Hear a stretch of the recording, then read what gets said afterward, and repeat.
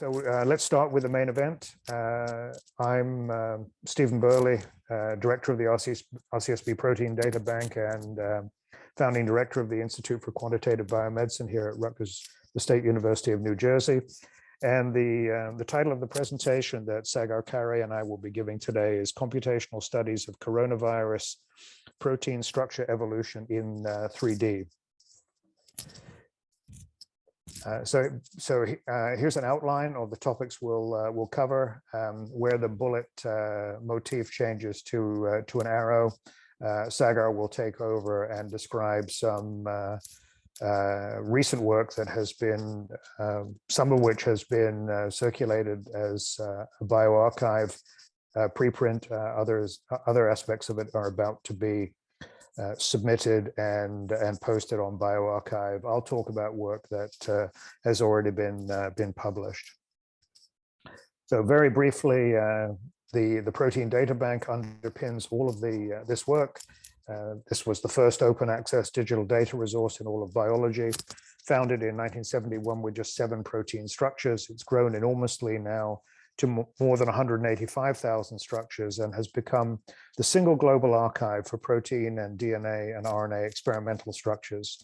Originally, this was a US-only effort, but in 2003, the Worldwide Protein Data Bank collaboration was established to include data centers in the US here at Rutgers and in Europe at EBI at Protein Data Bank in Europe, and in Asia, in Japan, at Protein Data Bank Japan. Subsequently, the WWPDB partnership was expanded to include EMDB and BMRB, both specialist data resources. And the images on the right show some of the structures that inspired the launch of the PDB as the first open access digital data resource in all of biology. Here at the US-funded RCSB Protein Data Bank, we convert global data into knowledge in a 4-stage process that involves deposition biocuration, which we do with our Worldwide Protein Data Bank colleagues, archive management and access. The RCSB PDB is responsible as the archive keeper for safeguarding the archive within the WWPDB partnership.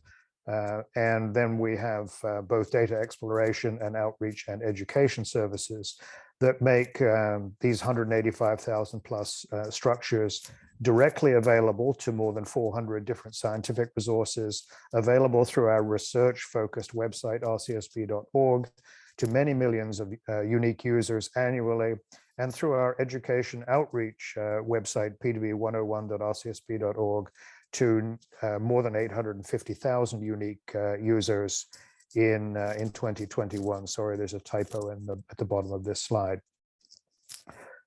The SARS-CoV-2 timeline is probably all too familiar to most, if not all of you.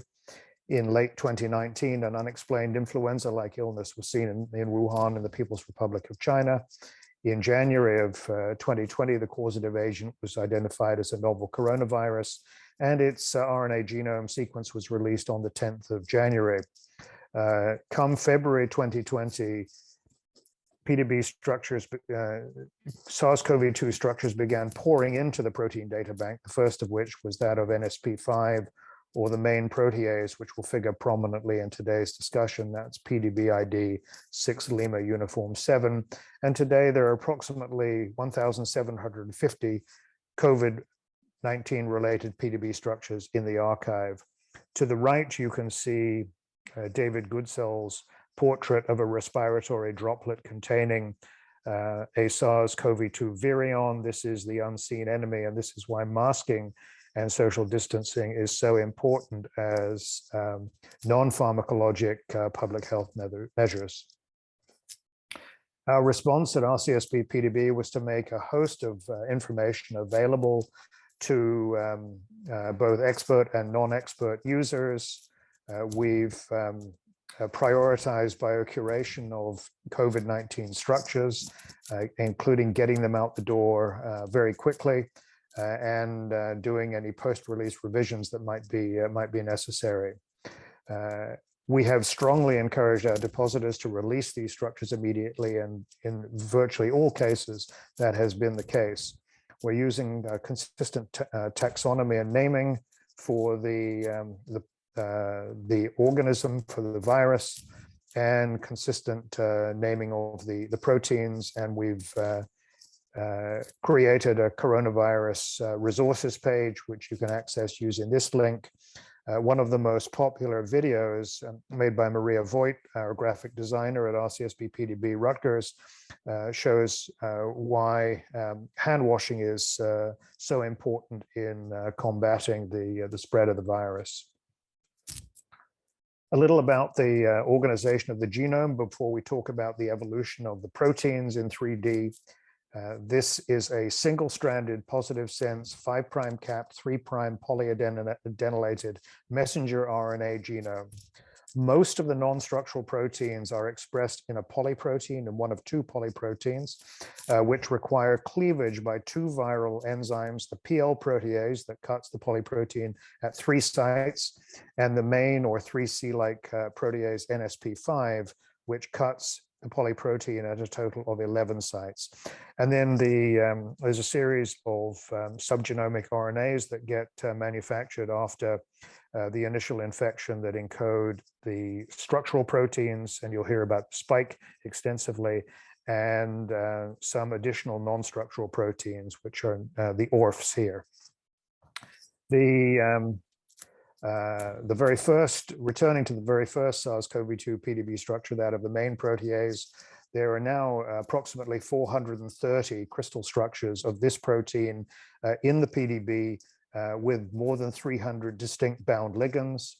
As I said, this is an essential enzyme responsible for cutting the viral polyprotein at 11 sites. And you can see it's a symmetric homodimer depicted here on the right. And there are 2 active sites, one here occupied by a covalently bound inhibitor on the front side, and then peeking out from the back side, you can see the other covalently bound inhibitor. This is a bona fide drug discovery target and is the target of nirmatrelvir from Pfizer that was recently, recently approved, and in combination with ritonavir, which is a cytochrome P450 inhibitor, and the combination of those 2 small molecule drugs reduces the likelihood of hospitalization in appropriately treated unvaccinated individuals by about 90%. It's phenomenally successful in interdicting the maturation of the viral infection by blocking the polyprotein processing early in the stage of early in the infection.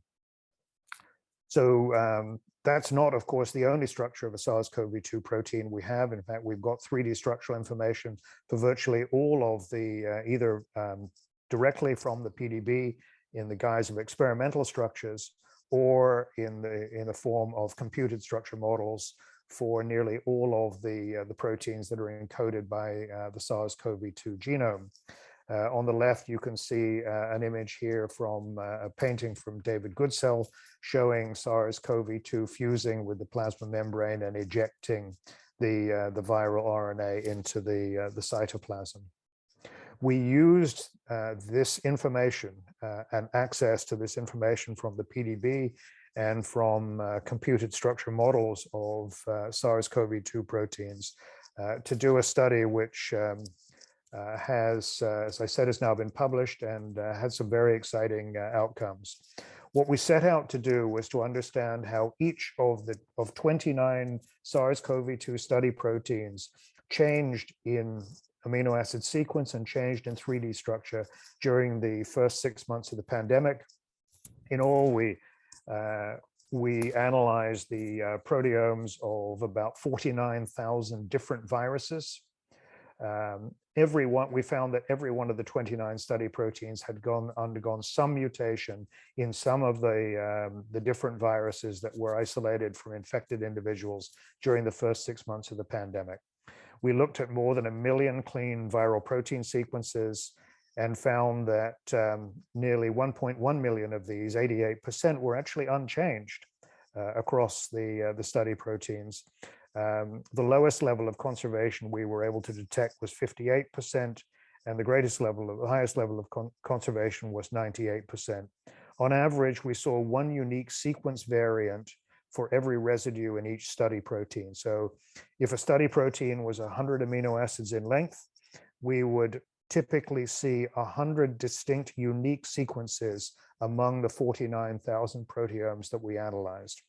So mutations, substitutions of amino acids, missense changes in the gene are actually quite rare. Most of the substitutions we found were single substitutions. That was 2/3 of the unique sequence variants. There were doubles, triples, quadruples, even quintuples and more. About 1/3 of the changes, that the substitutions that we saw, were conservative versus 2/3 being non-conservative, and we didn't consider either as insertions or deletions. Most of the mutations arise from single base changes. You'll see in a moment that we were able to map the locations of all of the amino acid substitutions to different parts of the protein, including the entire set, either the surface amino acids, the hydrophobic core amino acids, or those involved, or those in between the surface and the core in what we call the boundary layer. These tables show the frequency of a reference sequence, a reference amino acid becoming a substituted residue of a different type. And if we look in more detail at this grid for the core amino acids with reference to the genetic code wheel here on the right, we can see that many of the substitutions that were observed in the first in this 29 study proteins during the first 6 months of the pandemic actually were the result of single nucleotide changes. So for example here, a tyrosine in the reference sequence becoming a cysteine is, let me just make that a little bit smaller so I can see more of my screen. So we've got the codons, the possible codons for tyrosine here, and the possible codons for cysteine here. And you can see that if an A is changed to a G in the middle of the codon, then you go from a tyrosine to a cysteine, and the same is true for these other examples that I flagged with arrows. Not surprisingly, as we've grouped the hydrophobic amino acids together in the first part of the column and the first part of the row here, so you can see that there's a lot of hydrophobic turns into hydrophobic, but that's not exclusively the case. Sometimes hydrophobics turn into polars, and sometimes polars turn into hydrophobics. So moving on to the results of the structural modeling, we made computed structure models, generated computed structure models for every one of the unique sequence variants of every one of the 29 study proteins, and these have all been made publicly available. Only a minority, 7% of all substitutions, map to the hydrophobic core, the remaining being split equally between the boundary layer between the core and the surface of the protein itself. This is not surprising because hydrophobic cores are generally intolerant to substitutions. And then the Rosetta tool was used to actually understand the energetics of the changes that we saw in terms of the substitutions. And the summaries provided here on the right, nearly 3/4 of the substitutions were mildly destabilizing in terms of the calculated free energy change, comparing the original reference sequence to the substituted unique sequence variant. Approximately 1/4 of the substitutions were stabilizing, meaning that the computed delta G was negative, and approximately 5% of the substitutions yielded results that we deemed to be unreliable in terms of the calculated energy change, and we didn't consider that minority of cases further. These are outliers that are probably reflect some weaknesses in the method that was used to actually understand the energetics. So the way the computational modeling of the unique sequence variants was done is depicted schematically here. We took the PDB structure, or the computed structure model, from homology modeling, energy minimized it, and then did repacking minimization to generate the reference model, and then the same for the unique sequence variant. Using the Rosetta physical statistical potential, which takes into account things like van der Waals, electrostatics, solvation, conformation, and pair potential, and other terms, including the Ramachandran diagram, it was possible to actually compute the Gibbs free energy change for comparing folded versus unfolded amino acid sequences. And then we computing a delta G for the reference and a delta G for the substituted, we're able to compute a delta G that reflects the impact of the single amino acid, single or double or triple amino acid changes.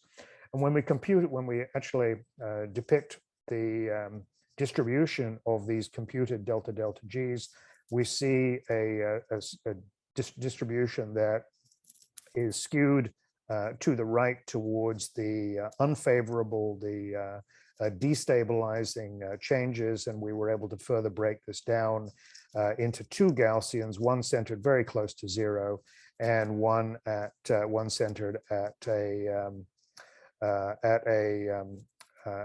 higher unfavorable change in the energetics of protein structure stabilization. Interestingly, very similar distributions have been observed by others doing both computational and experimental studies of the impact of single amino acid substitutions in globular proteins. So the calculation is reproducing what is seen in experiment. If we look further and consider the different types of substitutions, surface, boundary, and core, we're able to subdivide this energy histogram and see that in terms of the surface changes, that's the Gaussian for the distribution of those energy changes is centered quite close to zero, to neutral. Boundary, it goes a little bit more unfavorable, and then when you go to core, it goes to even more unfavorable, to +5 Rosetta energy units, which is nominally 5 kcals per mole destabilization. So this is not surprising at all. In fact, when substitutions occur in the hydrophobic cores of proteins, they are generally destabilizing. And this is a result of perturbation of the close packing of amino acid side chains in the hydrophobic core of the protein. So the key lessons learned from this study were, one, that substitutions are relatively rare. And the reason for that is that the enzyme encodes an NSP14 proofreading, the virus encodes an NSP14 proofreading enzyme. Many of the non-conservative substitutions we saw result from single base changes.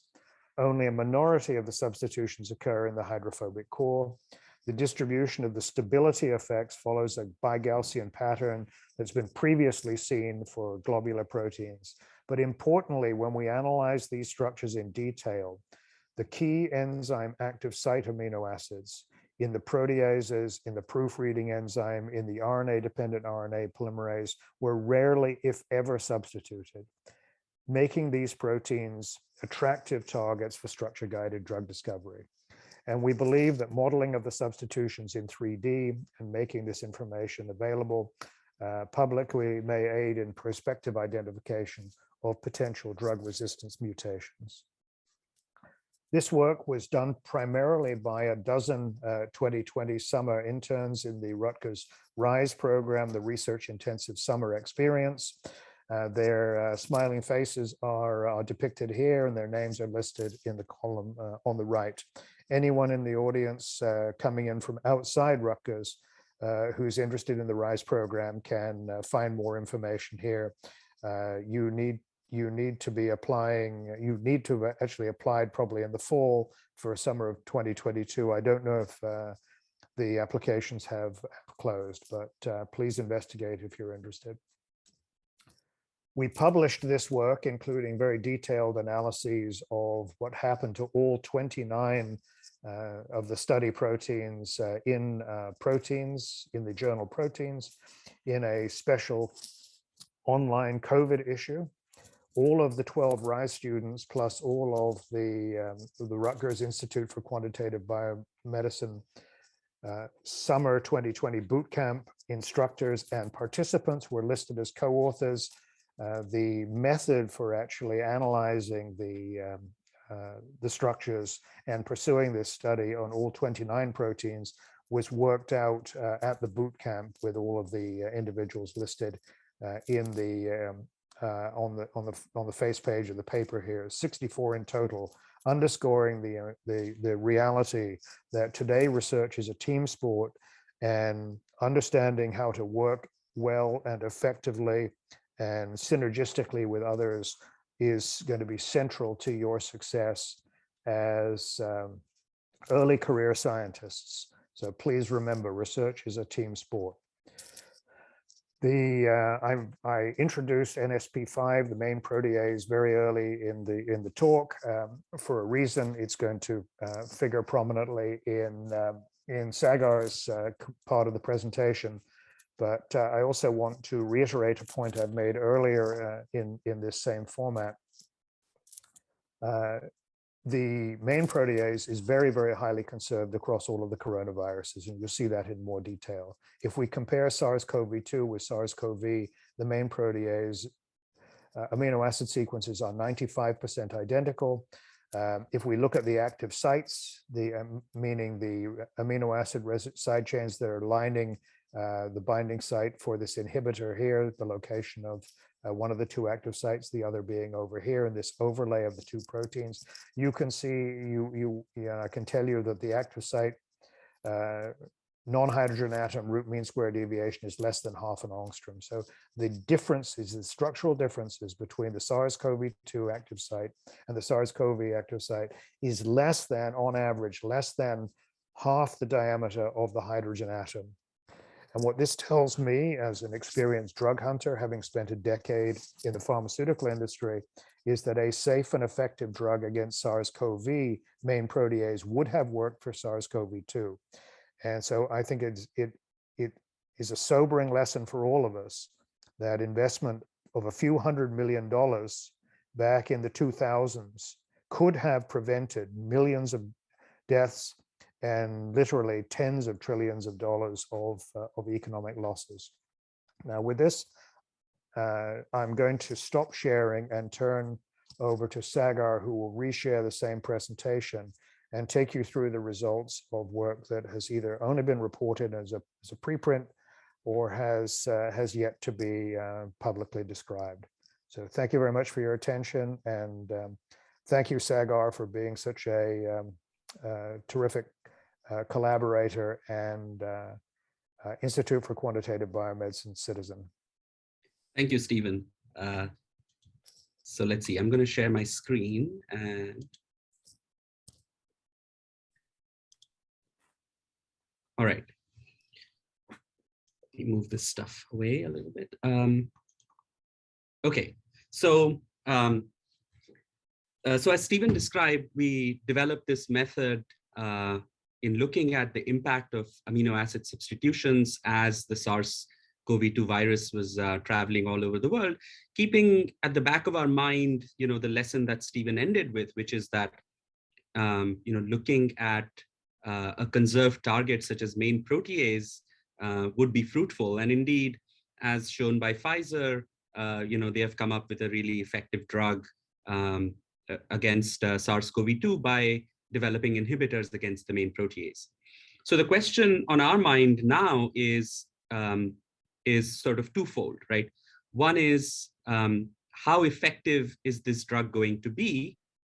And can we anticipate the evolution of potential drug resistance? So for the second part, some of the methods that we have developed, should be applicable, and we're indeed collaborating with experimentalists to try and prospectively predict drug resistance mutations. But for the first part, it's a little bit more challenging, right? How can we be prepared for something that we don't know yet or haven't identified yet? So I'll take you through our thinking on that and where we're headed. So first, just as a quick recap, this NSP5 main protease is involved in coronaviral maturation by making very specific cleavages at 11 sites in the proteome, right? So it's also equally important to recognize that it is not cleaving elsewhere, right? And all of these 11 sites are somewhat similar, as I'll show you, but they are still different, right? Which means that if you think about the pressure on this protease, it has to be able to maintain its cleavage, even if it's changing somewhat, right? Or the cleavage sites all have to simultaneously change, which can be far more unlikely in the course of natural evolution. So with this in mind, the idea that we had for thinking about how we can be prepared was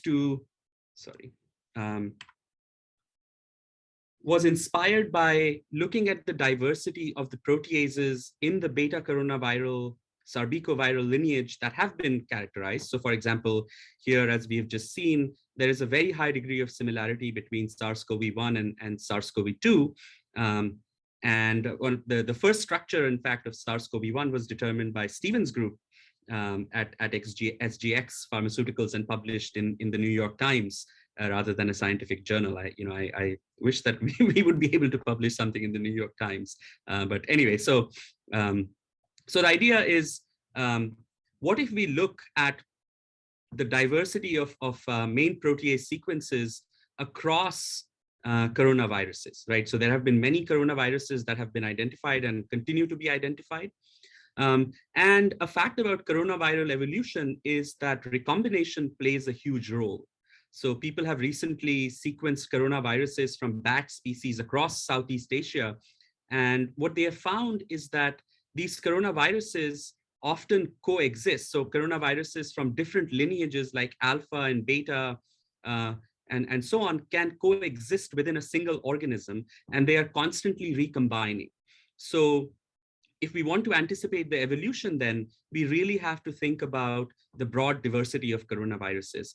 And so here's a phylogenetic tree of all coronaviruses, coronaviral main proteases, according to sequence. And you can see that they cluster nicely with beta coronaviruses, including the ones that we have seen, such as SARS-1, MERS, and SARS-CoV-2. They cluster quite closely. As you can imagine, as you start drifting away from SARS and SARS-CoV-2, the active sites are likely to be different.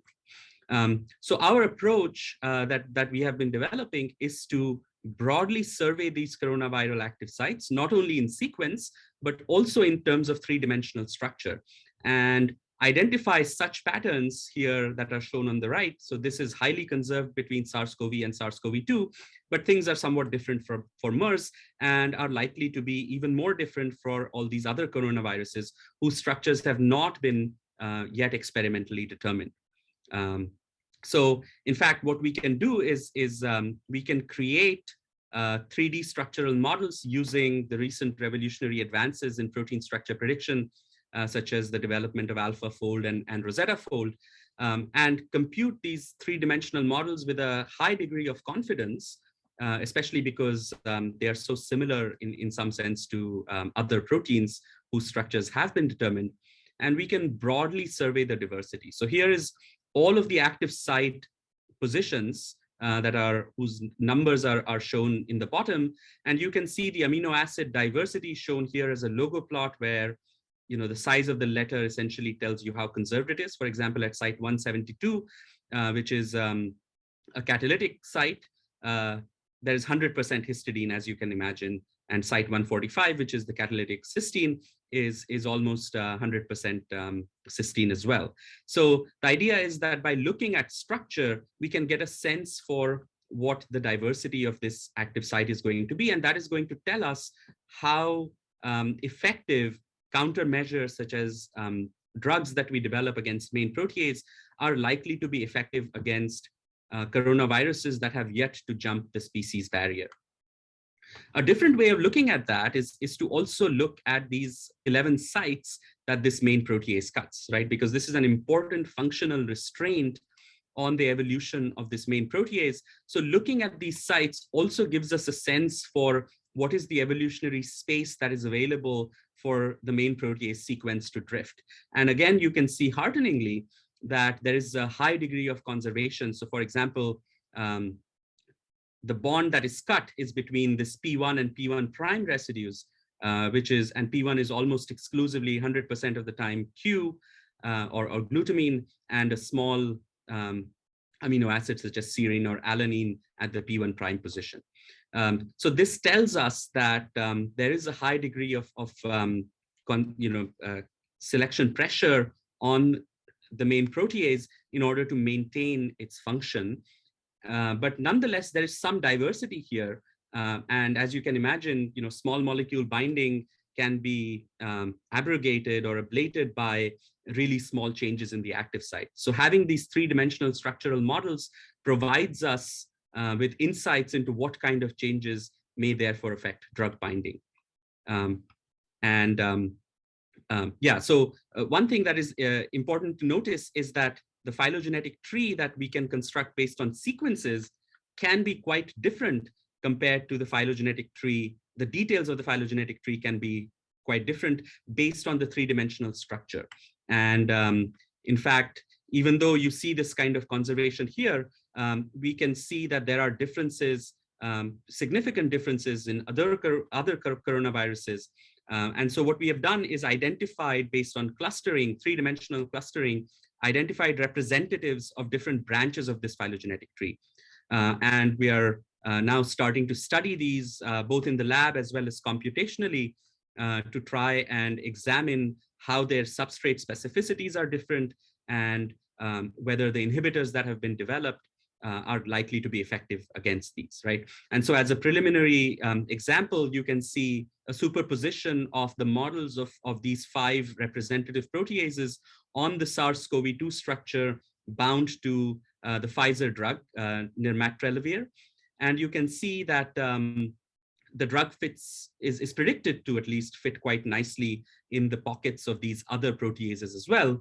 Of course, it's still an open question about what happens if you start to make mutations in these, and if they start to drift as well, how effective this drug is going to be. So our hope is that by looking broadly at this diversity of coronaviral proteases, as well as looking locally around each of these nodes that we have identified for how the viral sequence is going to drift around these nodes, we might be able to say something more quantitatively about the effectiveness of inhibition of this particular drug, and therefore the efficacy of the drug going forward and aiding pandemic preparedness in that way. So these results are currently being written up. But while we have been looking at this around Thanksgiving, we all heard about this new variant, which certainly to me increased my knowledge of the Greek alphabet a little bit. So this Omicron variant came about and has swept the world. And there are many substitutions, right? So we heard about how many mutations there are. And in particular, a lot of these mutations, about 15 of them, are in a very small region of the spike protein of the virus, right? So at this point, I think all of us know what the spike protein is. So I'm not going to introduce that protein, but suffice it to say that this is the protein that is involved in binding to the ACE2 receptor on human cells, and as well as quite importantly, antibodies that have been generated as a result of vaccination or as a result of therapeutic development target this particular protein, and in particular, many of these antibodies target the receptor binding domain. So what is going on with Omicron, and what can our models tell us about what to expect, as well as perhaps prepare for Omicron as well as other strains that may arise in the future. So here, what we did with graduate student Joey Lubin and graduate student Chris Markosian from Wadi Arap and Renata Pascolini lab, in collaboration with Stephen and me, and Bala Desingu from the Office of Advanced Research Computing at Rutgers, we started investigating what this Omicron RBD, this particular part of the protein, the business end, so to speak, of the spike protein is going to look like. And so here you see the sites of changes in Omicron, highlighted on the RBD structure. This was determined for the Wuhan strain. And in gray, you will see this ACE2 binding region, right? So a lot of these changes are occurring in the ACE2 binding region, and some of them are also occurring in a region that is somewhat distal from ACE2 binding. So there are obviously several questions that arise. Clearly, the virus should be able to maintain ACE2 binding, but how does it affect ACE2 binding? And how does it affect the various antibodies that have been developed or that have arisen to recognize these particular regions of the virus? So those were the questions that we asked.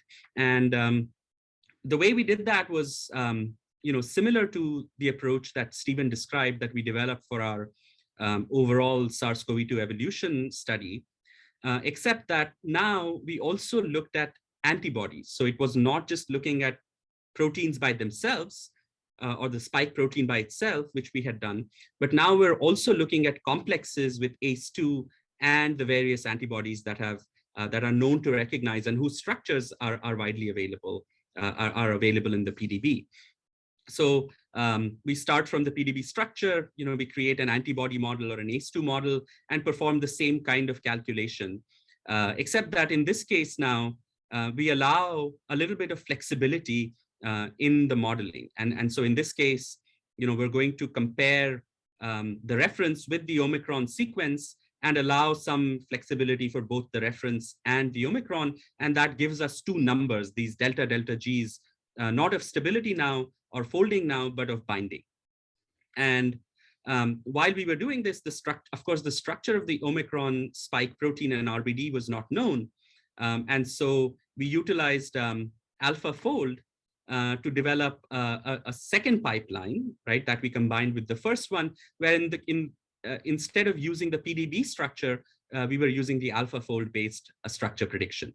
And similarly, we did the wild type and the Omicron, and we generated using a similar pipeline, we were able to generate two more numbers corresponding to every complex, right? So the basic take home is for every complex with ACE2 or with one of the almost close to 300 antibodies or other binding domains, we were able to get 4 numbers for each and then derive a kind of consensus prediction based on these modeling approaches. So with that in hand, let's look at what our models are predicting and how that compares to the experimental results that have since been determined. We posted this manuscript on the 13th of December, and almost about a month later or 3 or 4 weeks later, structures started to come in. So we were able to benchmark our approach. So here's the ACE2 binding domain complexed with the Wuhan HU1 or the original pandemic strain. And you can see that there are certain interactions that are being made across the interface, a few hydrogen bonds and electrostatic interactions. And now, if we look at the same region now, right, we can divide it into roughly sort of 2 parts, right? So one is the region on the left, which is spike RBD residues in the 490s, 500s, and the other region was on the right? So let's look at this region, how that has changed when the spike has come in, when the Omicron mutations have come in. And what you can see clearly is that the multiple mutations in Omicron are sort of playing together, right? Or in the language of genetics, this is called positive epistasis, or in the language of biochemistry, positive cooperativity, where extensive network of hydrogen bonds and electrostatic interactions are being made according to our models, as well as some new interactions are being generated by sites of mutations, which are highlighted in red. So the first thing that we noticed was that there appears to be a lot of cooperation, suggesting that Omicron is the result of a long evolutionary process where each of these individual mutations may not do very much or may increase binding affinity, but when they all come together, that certainly leads to a very viable and robust binding interface between Omicron spike and ACE2. In fact, so this is our computed structure model that was released on 13th of December, and then 2 weeks later, the experimental structure was released. There are sites of close agreement between our model and the computer structure. Of course, we didn't get everything 100% right in all of our models, but in terms of the consensus, we got most of the interactions that were then reported in the experimental structure, which is of course also an average of various conformation. So we were heartened to see that our modeling was able to recapitulate experiments largely and then use that, and that gave us confidence in trying to understand how it may affect natural and engineered antibody binding, for which currently no structures are known. So if you think about the antibodies that have been generated against the RBD, they correspond to 4 classes, right? So in terms of a football analogy, you can think of them as the defense team that can attack the quarterback or the running back from many different directions, right? So that's exactly what our immune system does. And it generates these 4 classes of antibodies that bind to different parts of the structure. So class 1 and 2 neutralizing antibodies, they can be generated as a result of vaccination or as therapeutic development, bind to the same receptor binding motif, which interacts with ACE2. However, there are other classes of antibodies, for example, S309, which binds to, which sort of binds side on, and class 4, such as CR3022, which binds on the other side, right? So our immune system, as well as therapeutic development, has resulted in a sort of broad recognition of the spike. And so the question is, what's happening with these various classes of antibodies? And there are, as I said, around 300 structures known. So we used our pipeline to generate models of the Omicron RBD bound to all 300 known or previously determined complexes of RBD with the spike protein. And you can see the summary of our results on the right here, right? So here are the 4 classes. This is the number of antibodies that were considered in every class. And here are the 15 listed mutations that, that are sites of mutations are highlighted in gold here on the RBD structure. More red a cell is in this table, the more destabilizing this mutation is, according to our calculation, a consensus calculation for all of these antibodies. And so one of the things that jumps out is that, it may or may not be very clear here, but there's slight sort of red everywhere. So all of the mutations are generally destabilizing, except a few notable exceptions. But there are a few mutations that are so strongly destabilizing for particular classes of antibodies, in particular class 1 and class 2 antibodies, they are totally destabilized. And indeed, these therapeutic antibodies that were developed against class 1 and class 2 were found to be, totally, not able to neutralize Omicron anymore, which probably explains the breakthrough infections that we see, as well as, that prompted the FDA to discontinue the EUA that was given to some of these antibodies, which targeted this region, right? On the other hand, class 3 antibodies seem to be, an example here is this antibody S309, which is the base antibody in Vir Biotechnology and GSK's antibody that has maintained approval because it does appear to be effective. Its binding is not really very effective, and our models show that there is a little bit of destabilization and a little bit of stabilization. So this binding is not expected to be affected very much, and indeed that has also turned out to be the case in experiments. So our calculations, were able to sort of predict in some sense what was going to happen to the antibody response. And in fact, we can take a look at the structural basis for why this weakening happened, right? So let's look at a few examples. So the first one we can think of is this class 1 antibody, right? Where this K417, which is a site of Omicron substitution going from K to N, was involved in this beautiful, tridentate sort of, cluster of interactions, both salt bridges as well as hydrogen bonds. And that has totally disappeared, right? So you can see that this has created an empty space. This N asparagine in the Omicron RBD much prefers to make intramolecular interactions as opposed to intermolecular interactions, and there's just not enough space. And so you can see why this might be destabilized, creating a big hole that would be extremely destabilizing for binding. Of course, it's not always the case that everything is destabilized. Sometimes you can get sort of, glancing interactions that can be maintained. So for example, here, you can, you lose one interaction in going from Y to H here at 505, this backbone hydrogen bond. But on the other hand, you can get a compensatory hydrogen bond here perhaps, and these type of glancing interactions in going from Q to R, right? So that explains why sometimes we can get a little bit of stabilization. Of course, if this, if the interaction shown on the previous slide was far more dominant, these interactions would never come to be realized, and that may, so these may be a little bit moot in that sense. So we have to look at these data as a whole, and therefore predict that class 1 antibody interfaces are significantly destabilized, right? So we can again look at a class 2 interface, again going from this K417 to N417, and how this beautiful, interaction network is totally destabilized here, again explaining why class 2 interfaces are destabilized. And another class 2 interface, another sort of mutation that has been key, is this E484 to A, and again you can see both a salt bridge and a hydrogen bond interaction are totally disrupted. So that's well and good, but can we do something more with this, right? So we have, what we have is an atomic resolution 3D model of how these interfaces have been, altered by these Omicron substitutions.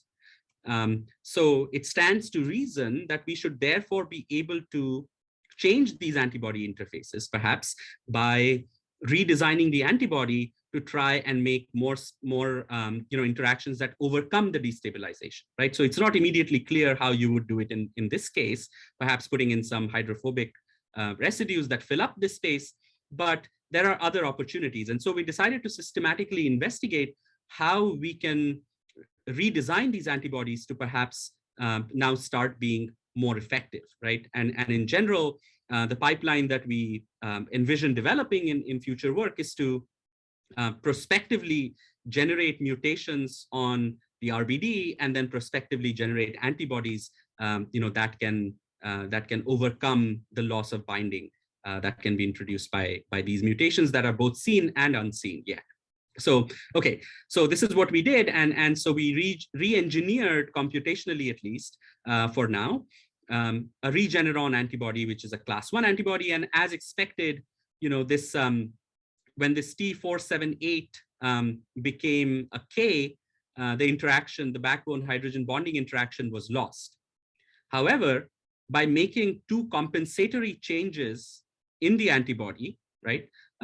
So for example, in this case, we can change the antibody N93 on the antibody to a D, and introduce a histidine to reintroduce a hydrogen bonding network, which should be favorable for binding, right? And similarly, you can see here that in going from Q to R, in this case, there was no interaction that was lost, but this R can be targeted by making further targeted substitutions on the antibody to make interactions. So in one case, we can overcome interactions that have been lost. In the other case, we can take advantage of the mutation, right? So we're sort of trying to match the virus by changing the antibody as well. And importantly, computation is much more fast compared to experimental validation. So this allows us to generate many hypotheses that then we are hoping to test broadly in developing a pipeline for antibody redesign, so that we can be prepared